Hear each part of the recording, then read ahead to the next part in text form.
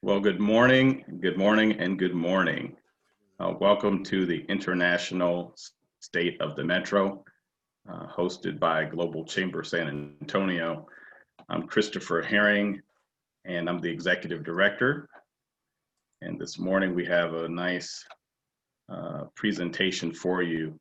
The city of San Antonio, in fact, is the 7th largest US city in the United States. And we're going to show you what we're about here in the city. And I'm going to introduce you to some of our board. We're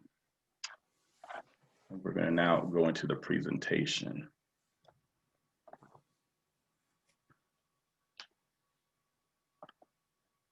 So this is our signature event, the International State of the Metro. I'm so happy to have with us today our mayor, Ron Nirenberg. We're also going to honor two individuals who really have done such great work with the Global Chamber. Yes. When we first got started with this organization, it truly was, it was an effort to get it launched, but here we are and we're ready to go. I do want to thank the number of individuals who have helped and companies who have helped us to be where we are today.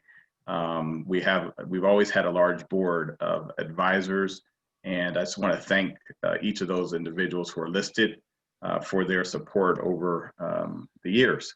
We're growing, and it takes the voice of business owners to really make this chamber work.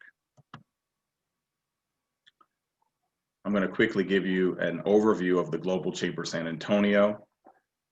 We have this motto, be global and unstoppable.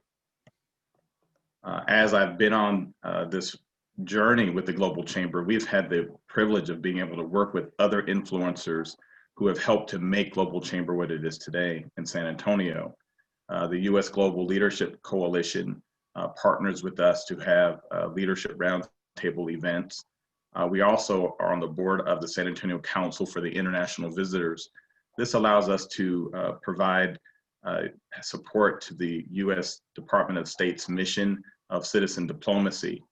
We also are doing grassroots advocacy with the Fair Contracting Coalition in San Antonio. And then we also are partners with the U.S. Trade and Development Agency in the Making Global Local campaign. Now, what is Global Chamber? Simply, Global Chamber is one chamber that has 525 metropolitan regions all over the world. We have one membership that covers all of our metros. And so we believe that we have a very exciting business proposition for those who have companies that want to grow. Whether you're a commodities-based company or a service-based company, we can help to serve your needs. 525 metros symbolizes the fact that you'll have reach, you'll have more contact, you'll have access. A lot of the chamber members, and when they first come to us, they say, you know, how can we get meetings with XYZ company? And I simply say, look in the member directory, reach out, or even with our headquarters at Global Chamber, they are very good with matchmaking and pairing up businesses so that they can have the best opportunity to win. Especially win financially. We see ourselves as being a part of the global tribe, which is so important. We are one global tribe. And I think that we've seen this, especially during the COVID-19, where all the world nations have been coming together to help to fight the coronavirus. You know, I look at the vision for Global Chamber, and it's an awesome vision. 525 metros. We influence 100,000 organizations across the world. And you know what? We can reach through artificial intelligence, 40 million people. And this is the great thing about the concept that Doug Brunke and the board of Global Chamber came up with. And we're so proud to be able to execute that mission here and execute the vision in San Antonio, Texas. Now, I won't be shy about this. Once you join Global Chamber, there are some great benefits. The members receive connections across the world. They receive access to our trusted people who have the information to help grow your companies. We provide cross-border consulting and mentoring. And I tell you, that's probably one of the biggest areas that I think that a small business who's trying to emerge into the global marketplaces, they don't know who to talk to. They don't know how to navigate the certain laws and the rules associated with these areas that they have a desire and a dream to do business with. We can help shorten that with your membership in Global Chamber. I would love to serve you as well as the board. We also know that our events are just, I mean, we have so many events, and I'll go to the next slide, but you'll see that with our events on globalchamber.org, we have something going on every day. And with that being said, members have a free admission, non-members have to pay. We'd rather you pay your membership and then you can take advantage of all the events that are happening across the world every single day. You will really be benefited because of your relationship with the Global Chamber. I've been blessed. We've had Dr. Crystal Nerio, who's chaired our organization, along with our chair-elect, Jorge Canavati, and we just simply are ecstatic about being able to help your businesses grow. The bottom picture is our founder, Doug Brunke. You can see he's the tallest man in the picture. He has great height and stature, not only physically, but across the world. We've had some great past events.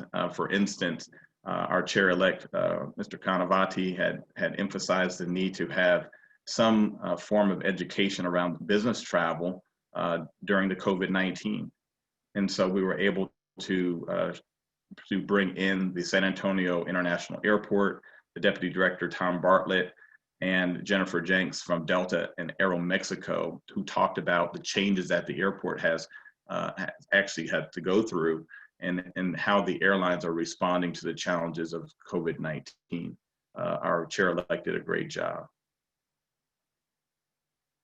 We also had an information session that I thought was pretty brilliant.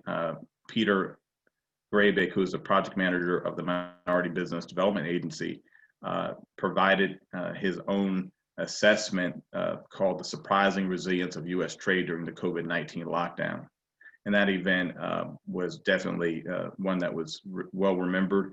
In fact, we still have a white paper. If you want the white paper from the event, you can simply put a note in the chat area with your email address and we'll forward it to you. Our upcoming event, I'm looking forward to seeing CEO of MedWheels, Jane Gonzalez. Jane had a medical defibrillator company that she was really doing well with before COVID-19. It just so happened that with COVID-19, you saw so many companies that got into the space of trying to provide PPE and safeguard our citizens. Well, Jane has a message, and she talks about how do we help to lift and empower second stage companies. Second stage companies was a term that was coined in Forbes magazine, and it really defines companies that have been in business for a while, who have a significant number of employees and can be scalable to do even more. So Jane's going to talk about the message that she's been very passionate about in terms of delivering solutions for second stage companies coming through the COVID-19. We also are going to have an international virtual business networking series for Africa. We just did one also with Europe, but we're going to do one for Africa. And I've been able to have a great relationship with John Patrick, John Patrick was a young African Leadership Initiative Mandela Fellow who came to the White House, and we had the great opportunity to host here in San Antonio. He's going to join my VP, Joel Ingaloo from Congo, who's here in San Antonio to help bring us through the continent Africa and to look at some of the places where San Antonio businesses can take their business on the road. Now I want to pause. I want to say, first of all, congratulations to Peter Grabick. Peter Grabick is receiving our Making Global Local Award.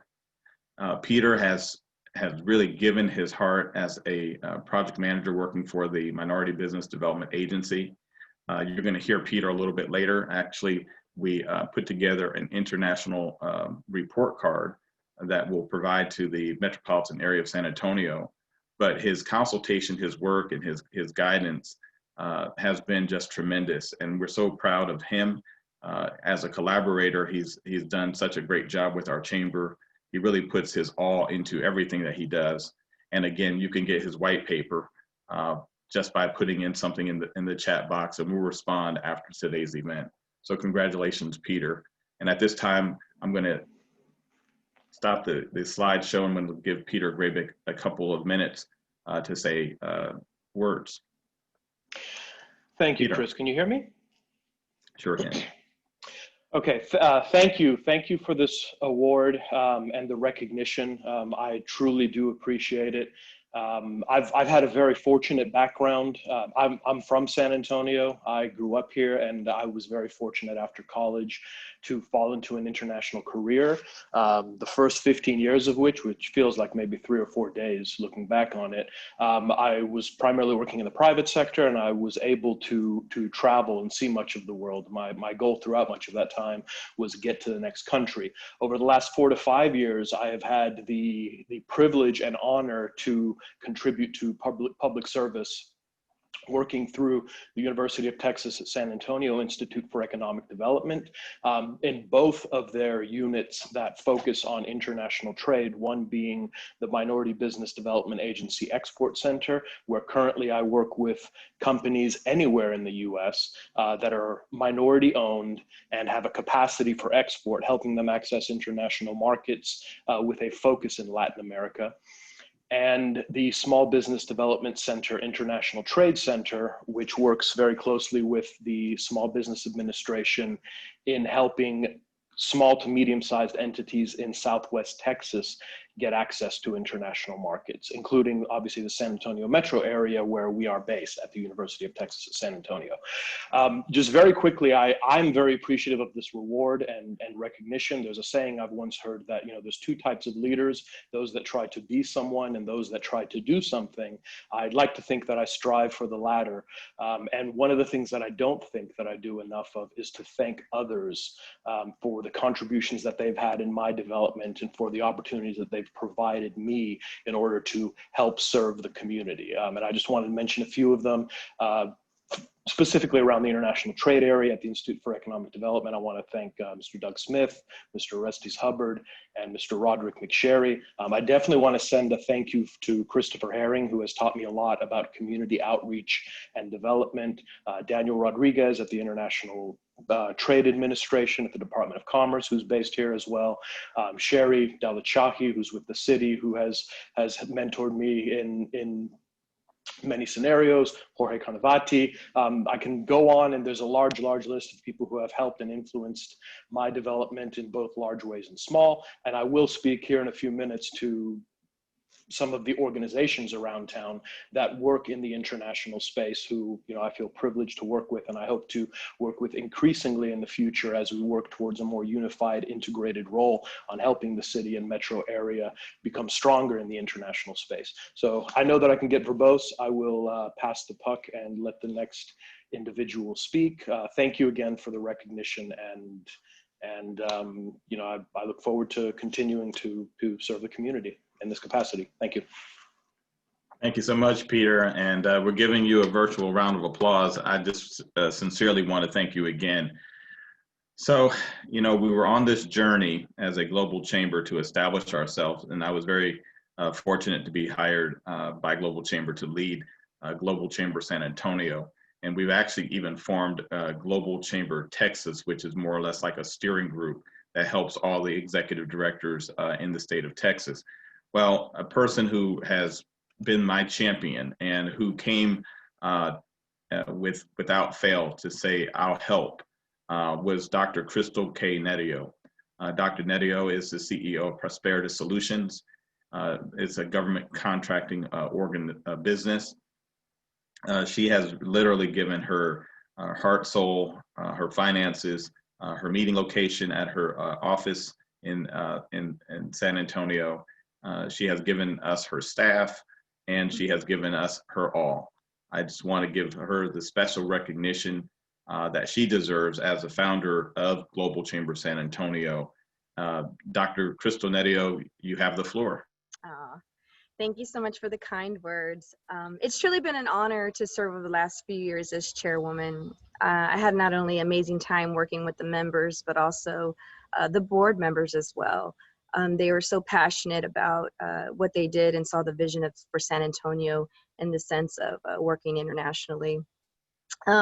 The Global Chamber is dedicated to helping its members reach those new markets successfully, but more importantly, efficiently. And I think we hit that marker.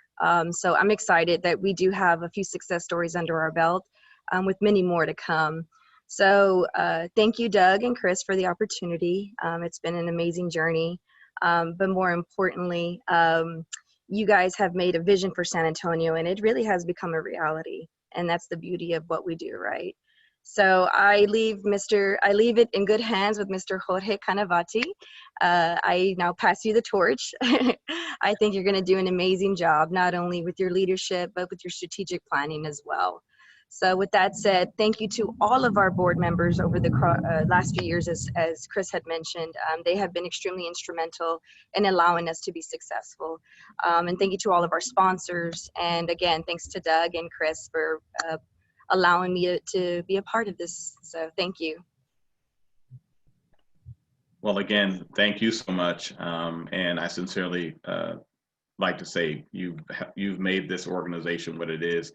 You put the love on this organization that we needed, and you helped to provide mentoring to me that helped me keep me straight during this journey. It's not very easy, as we'll see when we get to the next series of slides. It's not very easy to take an organization that had no existence in our community, but yet had an existence about 5 years in the marketplace, to bring it to San Antonio and to show the value. And so today really symbolizes the fact that even our very own mayor and the leadership of our city is behind Global Chamber, and we look forward to hearing more. Thank you, Crystal, so much. Thank you, Chris. Thank you.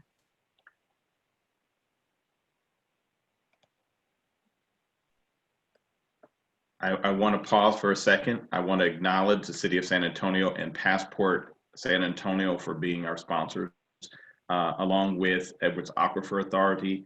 We also had one of our board members, Quentin, who provided significant contribution to today's event. So thank you to our sponsors. Next, we're going to get into the meat of the international state of the metro. Some of you have asked the question, why do we say metro versus city? This is a real quick depiction of what a metro looks like. A metro, in essence, is larger than a city. And so, what I found in the state of Texas, which was really weird, while San Antonio ranks at the very top of the state based off of our city population, it doesn't rank as high in terms of the metro count. I saw a city called Dallas, who you may be familiar with, that actually has a smaller city population than San Antonio, but yet their metro is on the world's list of largest metros. And so the metro really consists of the city, this proper city, and then take some of the outlying cities. So for San Antonio, it would be Converse, it would be New Braunfels, it would be Seguin, and those cities make up the metro. So when we talk about the performance of the metro today, not just talking about San Antonio, we're talking about the larger area that encompasses it. With that being said, drum roll, we're going to now have Peter Grabick to provide us with the International State of the Metro report card for the Metro of San Antonio. Peter, you can just tell me to advance your slides and take it away. Thank you, Chris. Can you hear me? Yes. Okay, we can go ahead and advance to the first category. So we can go over the categories that we used in order to rank the scorecard. We looked at the metro area with respect to trade performance, foreign direct investment performance. So trade is imports, exports primarily, which is what we're focusing on because that's a job creator. Foreign direct investment performance, which is investment from foreign entities outside the United States directly into the city, metro region, and broadly in the state. Levels of international commitment across organizations, levels of international activity across organizations, and the integration of the state of integration of the international activity across the metro. Go ahead and advance, please. So on trade performance, we give the metro area B-. This is my specific area of focus in my day-to-day. So Texas is a powerhouse when it comes to trade, especially exports. It is the top exporting state in the United States for what is approaching 2 decades now. San Antonio is, as Chris mentioned, 7th largest city, 24th largest metro area, and that's estimates based on the 2019-2020 census information, and it is the 30th largest metro in the country. And I'm sorry, it's the 24th largest metro, and it is the 30th, it ranks 30th in metro area exporters. So while Texas is very active in trade, we do think that San Antonio punches a little bit below its weight at the moment, but that also we believe is an opportunity. Now, some of that stems from historical challenges with strains in relationships with Mexico. We have very strong cultural ties, linguistic ties in our region with Mexico, and a large amount of trade development has focused on trade with the Mexico area, and trade had suffered significantly in 2016 and 2017. There were just a lot of tensions with respect to trade with Mexico. There were also some fluctuations in currency markets. The peso had been steadily trading at about 12-1 for a long periods of time, and it had dropped to 18-1. Which makes it more difficult to exporters as it becomes more expensive for the foreign entities to purchase your products. We have seen some normalization since 2016 and new opportunities manifesting. So according to the International Trade Administration, in 2009, the San Antonio metro area was doing about $5 billion in exports. That had rocketed to 25.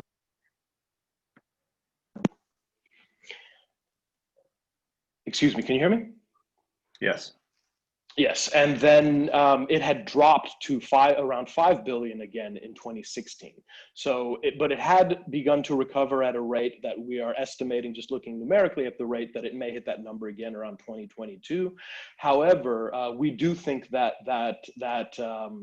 recovery rate may curve upward. So we may hit that number again, that volume again before 2022, maybe even in 2021. So this year's specifics in international trade, I just want to speak a little bit about it. So obviously the big thing that had hit and affected all economic activity in the United States was COVID. Supply chains really started to see this in January as it had directly affected exports out of China. The early part of the year, January and February, tends to see a ramp up of exports out of China and then a diminishment as the Chinese celebrate Chinese New Year.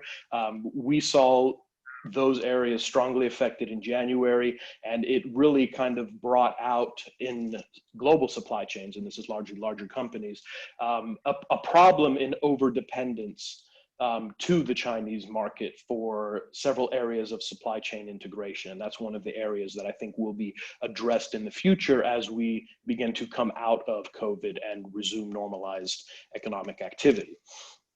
By mid-March, we were experiencing it here in the United States, and we went into lockdown.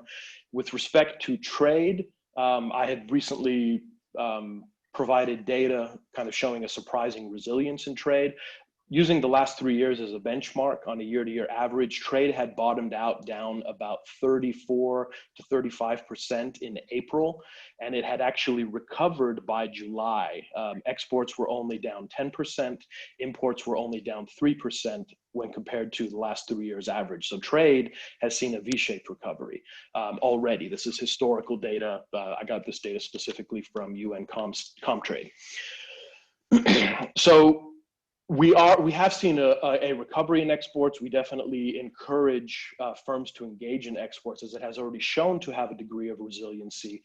There may be needs for supply chain diversification in the future, especially with several industries having too many eggs in the basket of China as a major supplier. So we do anticipate efforts for that in the future, and potentially opportunities in diversifying across Latin America are one of the areas where we see opportunities. One of the risk factors, again, we do hope for recoveries in trade, especially with our exposure to Mexico.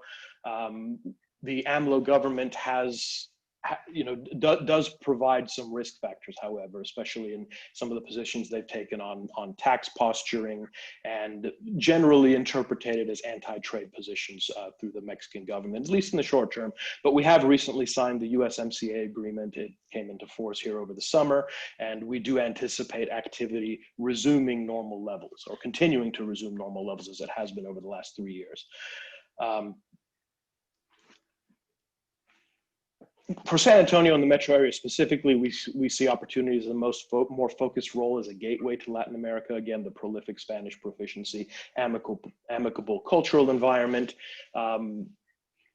We absolutely, however, see increased opportunities for growth in exports outside of that area, in places like Asia, South Korea and Japan specifically, who are good export partners, places like other parts of Latin America, more broadly, Europe. There are a lot of smaller firms across the metro area, and I look for these in my day-to-day role, the Dizels, and I find them as well, that do engage in kind of broad-based activity, and we definitely want to look at identifying, supporting those, and getting them to grow significantly so that they can be engines of increased job creation within our region. Finally, I'll speak a little bit more about opportunities in our area, specifically in information and communications technology. San Antonio is a large metro area with a large workforce that does not suffer from any type of significant natural disasters. It's a great place for setting up the infrastructure for information and communications technology, and there's an increased need for that as we've seen these areas evolve over the last 4, 5, 6 months. I was in a conference with Customs and Border Protection, who deals with trade customs, and they have said that over the last few months they've seen it evolve about 3 to 5 years ahead of where, on a national scale, ahead of where they had expected it. So we definitely see opportunities in this space for San Antonio, as well as in cybersecurity. We obviously have Air Force and a very large community of cybersecurity exports that are going to be cycling out of the military over the next few years. I believe one statistic that jumped out to me is we have the largest concentration of CISM and CISSP, which are two of the major certificates in cybersecurity, outside of the DC area. So we see considerable opportunities in growing that market, providing high quality, high paying jobs for those that are going to be cycling out of the military so that they can move into lucrative careers, and exploring the opportunities on the international stage in commercializing that technology. On foreign direct investment, Texas has for several years been neck and neck with California as being the top foreign direct investment destination. San Antonio faces the regular challenges of any second tier city. You know, there's this phenomenon almost like in basketball. Everybody wants those top superstars. So when you look at areas like technology, you know, it's Austin, Boston, San Francisco. Everyone else is struggling to compete with those three destinations. San Antonio has had some successes in a burgeoning tech market in the downtown area.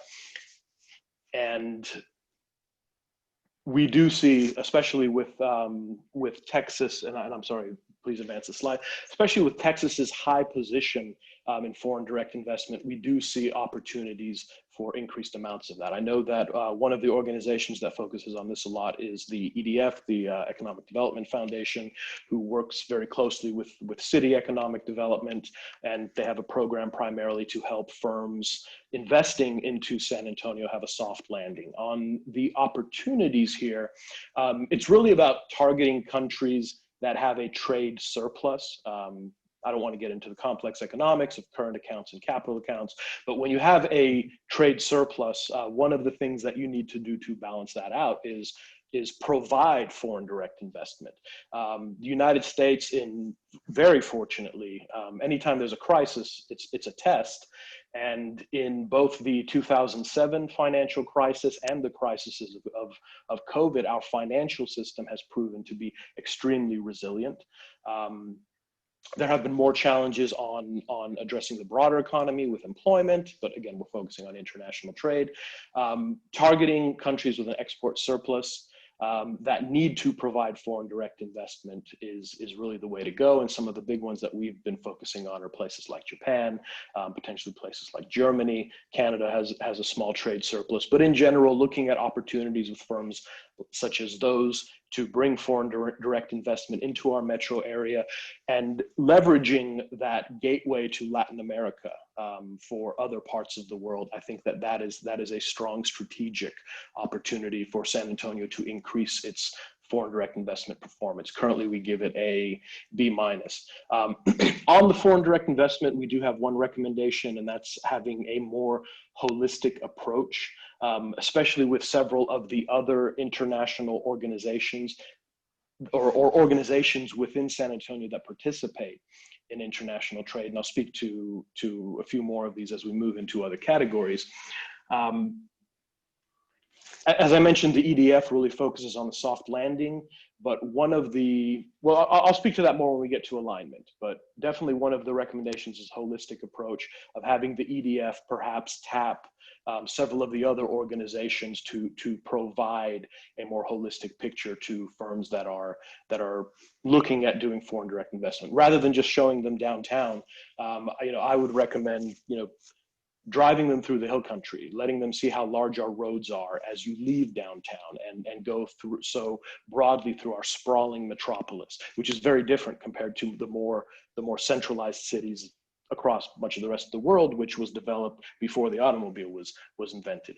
Drive them between here and Austin and show them the size of that highway and how there's almost no gap between where those two metro areas join, or wherever you want to draw that line. It's literally a footstep between them. So I'll move on to international commitment. Several organizations do have a lot of international commitment. I think on commitment, we want to look at long-term, so we definitely want to look at education.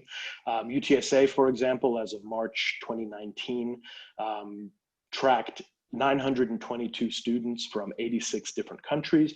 Alamo Colleges focuses on globalization and alignment. They have several initiatives where they're aligning with the city. This is an example where we talk about alignment. They're working with organizations with the city such as Casa San Antonio and looking at aligning some of their international activities with the Sister Cities program and having a general view of globalization, because we live in such a small world. You can literally connect anywhere in the world within a button on your phone. And that trend we do believe is going to continue. So on the business development side, UTSA has two programs I mentioned within the Institute for Economic Development that focus on it, one of them being the Minority Business Development's Agency Export Center, which is where I currently work, and we focus on Latin America, helping companies across the United States access Latin America through our home base here in San Antonio.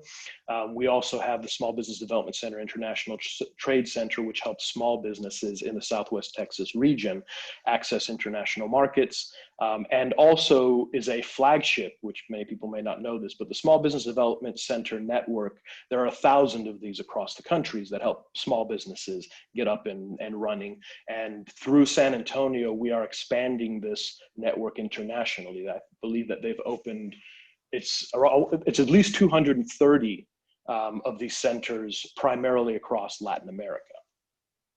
So there is considerable commitment, considerable amounts of international activity within the city. Moving away from the development side, we have organizations like San Antonio Council for International Visitors, which I know Chris had mentioned, World Affairs Council, so many organizations that have commitment on making San Antonio an internationalized city. I'll move and speak to a little bit more to the activity. On commitment, we gave the city a B+, it is there. On the activity, we gave it an A-.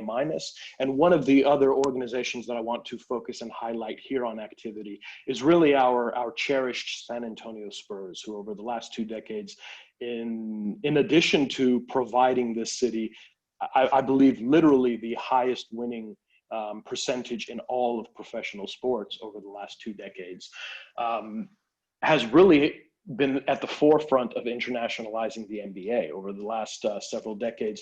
We've seen our sports team bring, make superstars out of players such as Manu Ginobili from Argentina, Tony Parker from France. We had Paul Gasol from Spain here, and we've had a lot of role players that we've helped develop, such as Boris Diaw, Thiago Splitter from France and Brazil, respectively. Marco Bellinelli spent a lot of his journeyman career here from Italy. Currently, we have a potentially burgeoning talent with Luka Samanic. And we get a lot of delegations brought in from the State Department through SAC that make their way around town. And the one thing that they know the most, San Antonio still needs to project its image better internationally, but they know the Spurs. It is probably our single most shining beacon as a city when it comes to in projecting an international image for the city, and it's one that we're very proud of. And I think how am I on time, Chris? I don't want to go over. You're doing great. We have one more slide. Thank you. So the last part that I want to speak about is integration. And we think that this is the area where the city has the most potential. As I mentioned, we do have a lot of organizations that are very active in international activity, sometimes facing in different aspects of it. But I absolutely think that we can do more in terms of integration. When I began focusing on this metro area 4 or 5 years ago, I reached out to kind of the spectrum of entities that work in this space. And some of them, if there wasn't a very, very clear alignment, some of the staff, just kind of frontline staff, wasn't even aware of some of these other organizations. And these organizations had been around for decades. So I definitely think that one of the opportunities for attempting to compete with the first-ranked cities that draw international attention, we need to see more alignment and integration in this city. I think that many of the organizations, while they may be very strong in their own right, they kind of try to bring in wins alone. And I think that it would be much easier to have a coordinated effort, or at least a thread of coordination between them to really show, to really kind of shine and project what the city has to offer to the world. I think of it as an example of, you remember those dandelions, those little white kind of puffy flowers that we used to see kind of floating through the air as kids. I sometimes feel like the organizations here in town try to run behind every opportunity as a dandelion floating through the air, and each organization kind of runs behind it and tries to blow on it to keep that dandelion in the air. If we lined up all of our organizations and had them all just take one breath, we would make each opportunity float much higher. So we absolutely think, the opportunities are for synergy across organizations such as, UTSA and the UTSA Institute for Economic Development, and the other universities, Alamo colleges, St. Mary's, we have Trinity, we have several of them, Incarnate Word, we have several of them in the city that some alignment on the international front would help. Economic Development Department with the city, with the county, organizations like San Antonio Council for International Visitors, World Affair Council. I think each of these organizations can provide a little bit more on the collaborative effort, and it would do a considerable amount to uplift the opportunities within this city. So I can always talk if nobody has figured that out by now, but Chris, if you want to go ahead and grab the baton, I am ready to pass it. And I will, and so we're going to go to the next slide, which is probably the overall score. And so overall, the metro area, we've given the grade a B, and a B really signifies that we're good, but we can be even better. And our charge as a global chamber is to bring us to an A by working with the many partners who have a real stake into the success of the city of San Antonio, of the metropolitan area at large. We know that we have all the right players on the team. We just have to bring it together. I think that when Peter was talking about the integration of our international activity, we see, as he said, we see the pop-ups of where we see activity, but we need to be more concerted to work together. And that, I think that's a charge that we can leave with you today, that will increase that score from a B to an A, and let's do it together. So I'm going to now go to a recognition, and this recognition will be done by Dominique. Hey, good morning, everybody. How are you? As Chris said, I am a vice president here at Global Chamber of San Antonio, and at this time, I'd like to take the opportunity to recognize two amazing organizations that have not only made an economic impact here in San Antonio, but also on the international business arena, where they have greatly contributed to the engagement of cross-border trade and investments between San Antonio and the global platform. Our first recognition goes to the San Antonio Business Journal.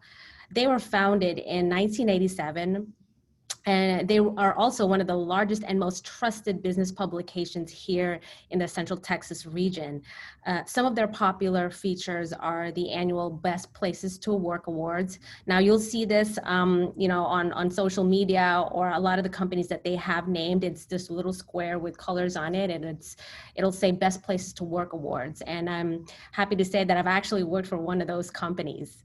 And also they have Business of the Year, which everybody is very coveted, and everybody that is in business here in San Antonio tries to, get the nomination at least for that. And finally, they also have something called the 40 Under 40, where they honor 40 young leaders who are succeeding in business and are contributing to their community.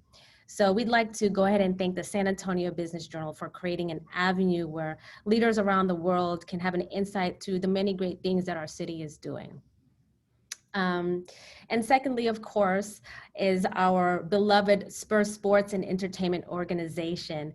By providing premier sports and entertainment experience to their millions of annual guests, as Peter mentioned, their global recognition has and continues to make a massive impact to the South Texas region.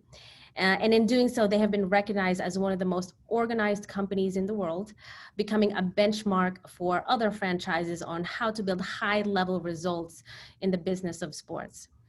And so on behalf of Global Chamber San Antonio and Global Chamber International, we'd like to thank the Spurs Sports and Entertainment Organization and the San Antonio Business Journal for the local and international impact that they've generated, not only for the city of San Antonio, but also for the country as a whole. Mr. Chair-elect Jorge Canavati, unmute yourself. I'd like to say that we both are on the board of the San Antonio Council of International Visitors. Today, we're providing them with honorable recognition simply because if Jorge and I had a vote, we would just say, you deserve all the recognition. I'd like to ask the chair-elect to say some words about the San Antonio Council of International Visitors in his own words. I just simply want to say that I know that being a part of the organization, seeing Cecilia Cross, who is our executive director, do such a great job with the programs, that she actually has to work across the international playing field of San Antonio with so many different organizations and businesses, that she's done a great job. And Joanne, our chair, simply has kept the eyes on the mission, which is to fulfill the State Department's role of providing citizen diplomats. Jorge. Thank you, Chris. I appreciate that. And I have to say, this is an important organization that really brings us more together with peoples from other countries. The best thing to do is travel. And when we can't do that, when we receive these people, we embrace these groups, and we've done it for many years now. We get to understand the vision or the thinking and the vision of other countries, of the people that represent these countries. It makes us a little bit more humble in understanding that there is more to the world than a policy of one country. We understand, it helps us understand how to make things better and how to do things better. It is this organization right now, with the way things are in the world, has a more, I guess, larger role, or should have a more larger role in coming years, especially that we're running into some challenges with globalization. We cannot let that happen. Organizations like ours, the Council for International Visitors, is an element of continuing forward with globalization. Globalization does not only mean the trade of goods and services, but it means the sharing of ideas and the sharing of other peoples. Wow. Thank you so much. I appreciate that. And thank you. And I'm going to ask Monica to unmute. Monica will talk about our honorable recognition of the San Antonio Economic Development Foundation. Yeah, we would also like to recognize the San Antonio Economic Foundation, San Antonio Economic and Development Foundation, for their outstanding job in bringing in global companies and creating new jobs in San Antonio. They have helped locate 14 global companies since 2017, and over $1 billion in foreign direct investment came from their international projects. So we at the Global Chamber hope to assist the San Antonio Economic Development Foundation in generating more foreign direct investment in San Antonio. Thank you, Monica, and so much. And Monica is from Czech Republic. She happened to find Global Chamber San Antonio in a meeting that we both attended with Global Chamber Denver. It was a dining meeting. I think the meal was over Colombian food. And so she introduced herself. She said she was here, and immediately we brought her onto the board so that she could help us to navigate Europe. And so we will see more of Monica, and you will be able to participate, network with her as as San Antonio ventures into Europe virtually. All right, thank you again. The next person who will provide us with some words is, a board member who got involved in January of this year, who just jumped in, and his name is Quentin. Quentin, I'm going to give you the microphone. Perfect. Thank you, Chris. Can you hear me? We can hear you great. Wonderful. Well, first, I'd like to thank Global Chamber of San Antonio for allowing me to speak today. While I could not sign on to Zoom, I'm with you through phone. I would also like to thank the City of San Antonio, and especially the Passport San Antonio program, for sponsoring today's event, as well as a special thank you to the Edwards Aquifer for being a valued partner of Global Chamber San Antonio. It is support from organizations such as you that allow Global Chamber to focus on providing quality connections and information to our members, while forwarding economic growth in the San Antonio metro area. Like Chris said, I recently joined the board of Global Chamber San Antonio in January of this year. I joined because I was interested in the work that Global Chamber was doing in promoting business growth and opportunities for local companies who wish to grow in more than one metro area. As we have seen throughout the volatile past 6 months of COVID-19, selling globally might require the same amount of effort as selling locally. I have been amazed with the level of cooperation and willingness our members have in order to help each other, make connections, and grow professionally. For those who are not members that have joined today's Globinar and wish to increase their business capacity, please go to globalchamber.org and find the membership package designed especially for you. I'd now like to hand it over to the Global Chamber Board Chair-elect, Jorge Canadari, to introduce today's guest speaker, San Antonio Mayor Ron Nirenberg. Jorge? I appreciate you, Quentin. Thank you very much for that, for those remarks. And I am now privileged to introduce our mayor, a incredible individual. Ron Nirenberg is the mayor of San Antonio, one of the fastest growing cities with the 7th largest population in the United States. He was raised in Austin, Texas, and attended college in San Antonio. Nirenberg is the son of an immigrant from Southeast Asia and the grandson of immigrants from Eastern Europe who passed through Ellis Island. Through his personal experiences, Mayor Nirenberg developed a core commitment to civic participation and the universal values of liberty, justice, and equal opportunity for every person. Mayor Nirenberg was re-elected to a second term on June 8th, 2019, and he's well on his way to many more years. He is focused on making key investments necessary to accommodate the growth of San Antonio, which is expected to nearly double in population by 2040. This forward-looking approach drives the mayor's vision of a compassionate community with a worldwide competitive economy. In 2018, the United States Conference of Mayors recognized Mayor Nirenberg with the Small Business Advocate Award for his efforts to encourage entrepreneurism. Mayor Nirenberg served as chairman of Sister Cities International, a nonpartisan organization that connects cities across the globe through civic, educational, and cultural exchanges.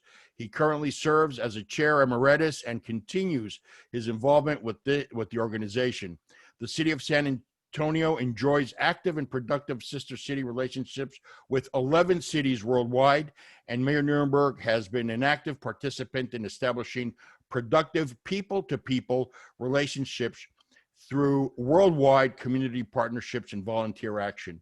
Mayor Nirenberg has been a strong advocate and promoter of San Antonio's role in the United States-Mexico-Canada Trade Agreement, the USMCA. Prior to his public service, Nirenberg was the founder of 2 small businesses and worked as a general manager of KRTU FM San Antonio, and as a program director for the Nirenberg Public Policy Center, where he developed and directed award-winning civic engagement programs. Mayor Nirenberg graduated summa cum laude from Trinity University and received a master's degree in communication, magna cum laude, from the University of Pennsylvania. He and his wife, First Lady Erica Prosper, are the proud parents of their son, Jonah. I am proud to call Ron Nirenberg my friend. Please welcome Mayor Nirenberg. Wow, thank you very much. And good morning, everyone. Thank you, my good friend Jorge, who many of you don't know is also the jazz ambassador to Mexico.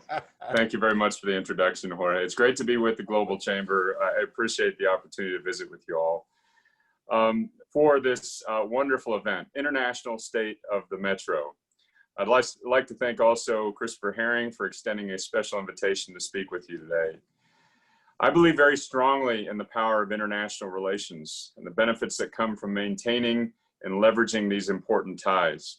For that reason, I'm grateful for the efforts of organizations like the Global Chamber that increase our community's global literacy, raise awareness about international trade and industries that affect us all, and encourage our residents, our leaders, and future leaders to become active participants in the global community. As cities around the world become more intertwined digitally and materially, The public's understanding and awareness of the outside world is paramount. Now, during a tumultuous year that has brought several challenges to our city, our nation, and the world at large, the importance of connection, dialogue, and understanding between us has never been more urgent. I believe we can all agree with that. San Antonio's strongest efforts include our diversity, our resilient residents, our commitment to fair and equitable opportunities, and our appreciation of culture that makes us the city who we are. San Antonio's international partnerships are of personal interest to me. I just stepped down this summer as chair of the board of Sister Cities International, as you heard. I currently serve as chair emeritus, and I'm happy to support the initiatives and strengthen the mission of mutual respect, understanding, and cooperation, one individual, one community at a time. Sister Cities International is the oldest and largest network of citizen diplomats in the world, comprised of over 500 U.S. communities with 2,000 sister city relationships in 138 countries on 6 continents. And I'd like to recognize our own sister cities efforts here, led by Sherry Delachahi, who are a model across the country for this organization. The movement is powered by personal connections that work to create bilateral relationships based on culture, education, economic exchanges, and yes, even jazz. In my role as chair, I witnessed firsthand the power of people-to-people diplomacy as a tool to preserve peace, to increase mutual understanding, and initiate strong economic partnerships between our cities and across the world. These relationships are crucial to our goal of increasing the global fluency of our residents. Over the years, we've been able to collaborate with each of our partner cities on unique, meaningful exchanges that add significant value to all of our residents, whether they know or not. Sister city relationships are good for business. When Toyota sought to open its new manufacturing plant for its Tundra and Tacoma models, San Antonio had already been actively engaged with our Japanese sister city, and many of our business and civic leaders had learned a lot about Japan, its people, and its culture. Toyota felt right here at home in the Alamo City, and soon Toyota Motor Manufacturing of Texas was born. Since then, TMMTX, as we call it, and its related suppliers created an enormous ripple effect in San Antonio, producing an estimated $50 billion in economic impact to our community. This includes direct impact from the project, indirect impacts resulting from business-to-business transactions, and induced impacts of increased spending at local businesses. It also brought hundreds of new jobs and economic momentum to our city's south side, and really changed the way small business and minority-owned business are perceived in the manufacturing pipeline. Now, with over 30 Japanese companies in San Antonio, our city continues to pride itself on strong and historic relationships with Japan that has led to trusted business opportunities with fruitful outcomes. We see and understand the power of leveraging our city's international relationships in the business arena and have continued to build on this success. In fact, over 200 global companies have entered the San Antonio market through the SAEDF International Business Development Center. Indeed, the Economic Development Foundation, led by Jenna Saucedo Herrera, works tirelessly to promote San Antonio at the global level to site selectors and businesses interested in expanding operations to San Antonio. In 2018, EDF integrated the former Free Trade Alliance, San Antonio, to streamline and increase effectiveness and to spearhead foreign direct investment and trade strategies with the goal of attracting jobs and capital investment to our community. They've been instrumental in recruiting international companies that bring jobs that our brothers, our sisters, aunts, uncles, and other family members and friends have as a result of our investments in promoting San Antonio internationally. New FDI projects like Aishin, a Japanese automotive supplier, and Bitdefender, a cybersecurity company from Romania, are creating even more job opportunities in our community and expanding our emerging industry set. Additional FDI projects are in the pipeline with EDF, and their team is working hard to advocate for relocation to San Antonio. The promotion of export opportunities is another tactic to support local jobs and diversify a company's market. I'd like to commend the Global Chamber on the role it also plays in trade promotion, introducing San Antonio businesses to foreign markets through its programs and networking opportunities. Texas is the #1 exporting state, and San Antonio companies looking to export have excellent resources with export planning, including our industrious Casa San Antonio staff based in Mexico City, as well as our consultant in Tokyo through the Texas Japan office. Over the years, our city has purposefully diversified its economy, and as a result, now has a number of key industries that drive economic development in our region.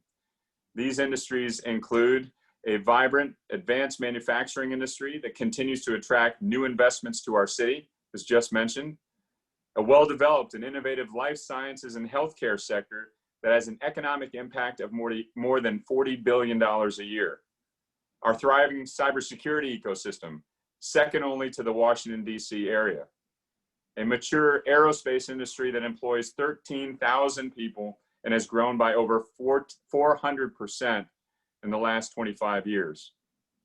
Furthermore, San Antonio's strong relationship with the military has allowed for the continued development of these diverse industries and has provided our residents with a resiliency that is simply unmatched. Since 2013, the San Antonio community has made a concerted effort to better understand its assets and to channel our focus with respect to international economic development. The Brookings Institution and JP Morgan Chase supported these efforts as part of our Global Cities Initiative. And over the years, considerable research has been done to identify an effective trade and investment strategy for San Antonio. The 2019 Brookings Market Prioritization exercise refined the city's strategy through a data-driven approach. As a result, San Antonio defined its world-leading industry specializations and identified markets that show potential for economic linkages with its industries. After careful data analysis, including micro and macroeconomic conditions and cultural, educational, and political factors, San Antonio identified 5 target metros on which to focus international economic development efforts: Tokyo, Japan; Seoul, South Korea; Toronto, Canada; Frankfurt, Germany; and Mexico City. I'm happy to report the only one of those that we haven't done direct connection through my office so far is Toronto, and that was only stopped because of the pandemic. By narrowing San Antonio's strategic collaborations to priority metros, opportunities arise to identify and make deeper connections within those areas. This is made easier by the fact that San Antonio already maintains an established relationship in most of these target metros. Earlier this year, the city published its 2020 Metro Priority Plan, which describes San Antonio's main international goals. Number 1, to increase San Antonio's access to the outside world through business, diplomatic, cultural, and educational connections.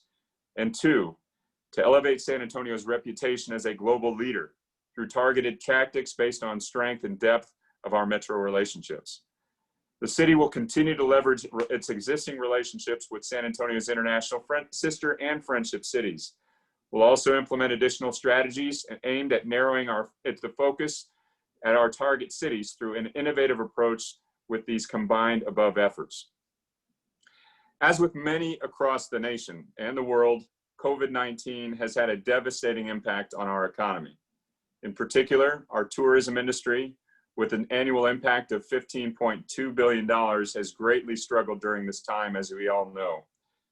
Tourism and hospitality are key sectors in San Antonio, and that's not going away.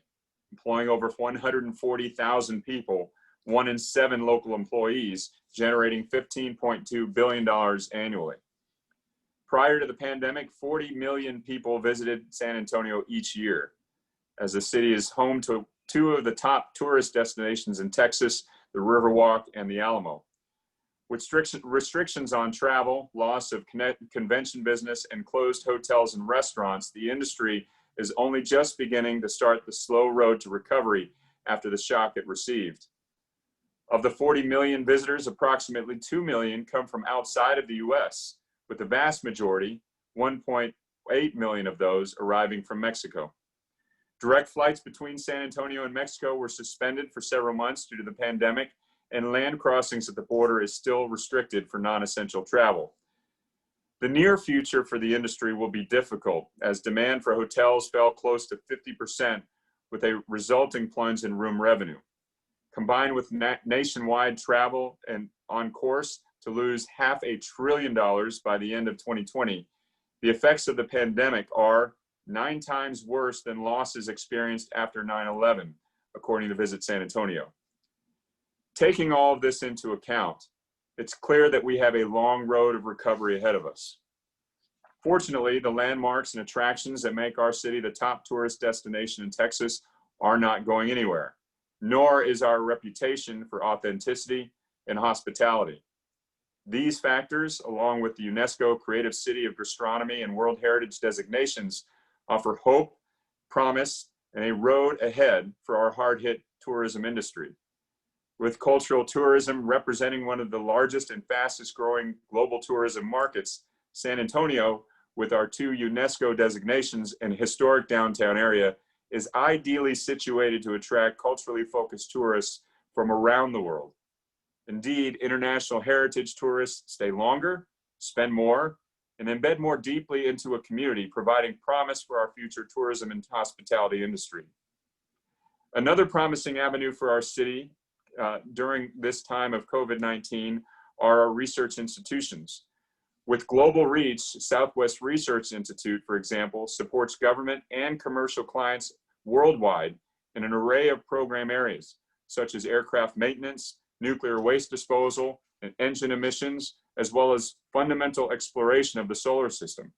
Examples of this international work include the development, in cooperation with the Dutch company, of the world's largest mobile robotic system that precisely strips coatings from aircraft using a laser. SWRI's Center for Nuclear Waste Regulatory Analyses provides technical assistance and research support related to the storage, transportation, possible reprocessing, and ultimate geological disposal of spent nuclear fuel and high-level radioactive wastes. This expertise has been exported throughout the world to Canada, Finland, France, Japan, Korea, Sweden, Taiwan, and more. SWRI is also working with an impressive international consortium to adapt small drones to operate within the harshest environment of the Fukushima nuclear power station. And as the only facility in the world credited to a certain standard for measure of particle emissions, SWRI is well positioned to meet increasing global concerns and regulations tightening emissions. SWRI's space scientists have long worked with NASA and with the European Space Agency, based, by the way, in our sister city of Darmstadt, to work on spacecraft instruments. And since 2003, SWRI has maintained a program office in Beijing to coordinate automotive research and development throughout Asia. San Antonio is also host and fortunate to have Texas Biomedical Research Institute, one of the world's leading such institutions. Texas Biomed is dedicated to the advancement of human health through basic research into the nature, causes, prevention, and eradication of disease. They have been at the forefront conducting research into COVID-19 and other diseases. Developing vaccines and therapies to successfully treat some of the world's deadliest diseases for which there are no known treatments or vaccines requires the safest laboratory in the world in which to study them. And Texas Biomed is home to one of only 6 such labs in North America and the only operational BSL-4 lab owned by a private institution. They were also instrumental in testing the San Antonio-based Lightstrike germ zapping robots, the only ultraviolet room disinfection technology proven to deactivate SARS-CoV-2, the virus that causes COVID-19. Xenex Disinfection Services relocated to San Antonio to develop the Lightstrike robots and have seen their orders increase by 400% over last year and have shipped robots to hospitals and other locations in the United States and around the world. Indeed, you may have seen that our own San Antonio International Airport was the first in the country to purchase and deploy a robot.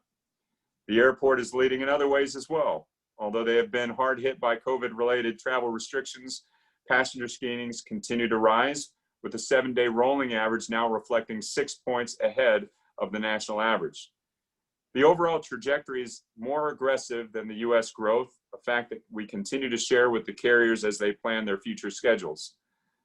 This does illustrate a sense of resiliency in the market. And although I mentioned earlier the direct flights between San Antonio and Mexico were suspended for a time during the pandemic, those restrictions have now been lifted. and we've seen an especially strong return in our service to that country. Mexico City is now served by daily service, including twice on the weekends by Aeromexico and weekly service by Volaris. And Volaris is also providing weekly service to Guadalajara. And Viva Aerobus launched its service to Monterrey, and with twice a week service that has now increased to 4 flights a week. Viva Aerobus has also informed us of their plans to serve Mexico City with twice a week service beginning by the end of next month, or excuse me, the end of October. Additional promising news comes from our cybersecurity community. They continue to implement the Passport San Antonio strategy in targeting metro areas in Mexico, Canada, South Korea, and Germany. This strategy is unique and based on the strengths of the regional San Antonio industries. It's our competitive advantage, as you know, in our community, and a great resource for our businesses as they seek to expand beyond the United States. Last week, for example, locals collaborated with the state of Texas Mexico office to showcase San Antonio cyber companies at a virtual information security conference. Establishing and maintaining international trade relationships and friendships are critical and can be done but successfully via virtual means. We all know the importance of face-to-face meetings in the world of business, but through digital platforms, we have provided an alternative that has allowed for the necessary engagement. Next year, they'll continue to collaborate with Canada on a Texas-Canada summit to share information about federal procurement processes, innovation hubs, and potential business opportunities. The City of San Antonio's Economic Development Department, under the leadership of Alex Lopez, guides the city's work in the international area through the Global Engagement Division and works closely with all stakeholders involved to advance our international strategy. So, as you see, even though we've been severely impacted by COVID-19, just like every other community in the country, our economy is strong, it's resilient, it's international, and our people are innovative and hardworking. Through the coming years, it will be a challenge. The economic recovery is going to be difficult, but I'm confident that our city can and will recover. Our diverse and dynamic key industries, coupled with a commitment to leverage our international relationships for further economic development, is quite simply a recipe for success. And through it all, San Antonio will continue to thrive and grow economically and culturally. And I'll continue to do my part to ensure that our city does so in a way that is equitable and inclusive of all of our residents. So thank you all for your part in making this happen. And thanks again to the Global Chamber for inviting me today and for your role into taking San Antonio to the world. God bless you all. Thank you so much, Mr. Mayor. Thank you so much. Listen, not only do we want to thank you for presenting today, we've seen you on CNN, and thank you for your leadership that you provided the United States and the world as we've gone through COVID-19. Thank you, Chris. Your very leadership as now the past chair of Sister Cities International really put a light on our city in a remarkable way. And you were the first mayor who had the chance to serve in that capacity. So again, huge kudos for you and the support team. I know that you rely on the city staff to help. It's never an individual thing. It required a whole city to help lift you while you were doing that. So I want to say thank you for doing a great job there. Also, I'm going to get personal. Thank you for your previous support, your appointment for me to serve on the City of San Antonio Small Business Advocacy Committee. I was your appointee, and I was very proud as I left that committee in 2019 in November. We were able to receive as a city the best small business program in the nation. And again, it's because of the support of the City of San Antonio Economic Development Department, the leaders, and programs like the SABETA ordinance, which helps to lift small minority women-owned businesses. Lastly, I just want to hopefully encourage you and to work with the city staff and those partners that we named earlier in the international report card. We would love to get our B grade to an A. Global Chamber is a part of the B, so it's not like we're standoffish. We're a part of that B. We want to get to the A, and we want to work collaboratively with organizations like the EDF, more with SACEIV, the World Affairs Council, we have the key ingredients.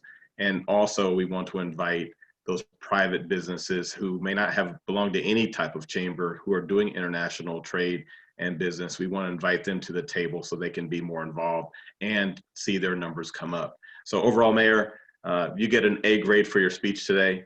Thank you so much. We had one question that I'd like to give to you, and that came from our founder of Global Chamber, Doug Brunke. And he says, if you had a magic wand, and this is a reference to the sister cities. So the question is, if you can wave a magic wand to support more success in the coming year, what would you like to see in the next phase? You know, with regard to the Sister Cities mission, that's a great question, and something that I've talked about or that I've thought about as a city council member and as a mayor. But it's very clear to me that the success of the city of San Antonio Sister Cities program is because of how embedded within the mission of the city organization it is. Credit to Sherry Dalachahi, our Chief of Protocol International Relations Director. For that reason and that experience, if I had a magic wand, I would do the same for every city in America, so that mayors and city council members, by virtue of their city organization missions, made international development a priority for cultural, educational exchange, but ultimately to create connections between people and businesses. That would be my goal, is to make it part of each and every municipality at the local level.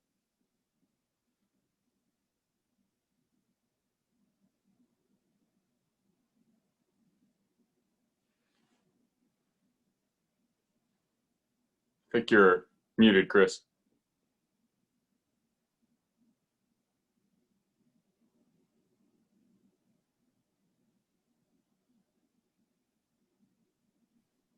Chris, you're on All right. mute. Okay. Thank you. Okay, great. Technology challenge, but it happened at the end of the program, so that's okay. So thank you, Mayor, again. And I just want to now just conclude this event by asking for all of our board members and our staff, really who have painstakingly put time into the international state of the Metro. Thank you so much. I'd like to thank the City of San Antonio once again, and Passport San Antonio, which is the city's international initiative. Thank you so much for sponsoring today's event. Quentin, thank you so much, my friend. And Edwards Aquifer. Edwards Aquifer has stood behind Global Chamber. I want to especially thank Edwards Aquifer Authority. We were meeting in their buildings before COVID. We had an annual plan that was developed to ramp up a business with them. And I want you to know the Edwards Aquifer has probably one of the most diverse international staffs in the whole metro area. So thank you, Roland, and your board for everything that you do for us. Let's see. The next slide is basically saying thank you. And you can say thank you in so many different languages and ways. So we say thank you to all of those who came to attend today's International State of the Metro. And I want you all to go to globalchamber.org. This is a test. Go to globalchamber.org, go to the events tab, and please sign up for the next event that we have on October the 7th, which is featuring Jane Gonzalez, who will be talking about how do we scale up second stage companies. And that ends our event for today. I thank you again, and we look forward to working with you in the near future. Be blessed.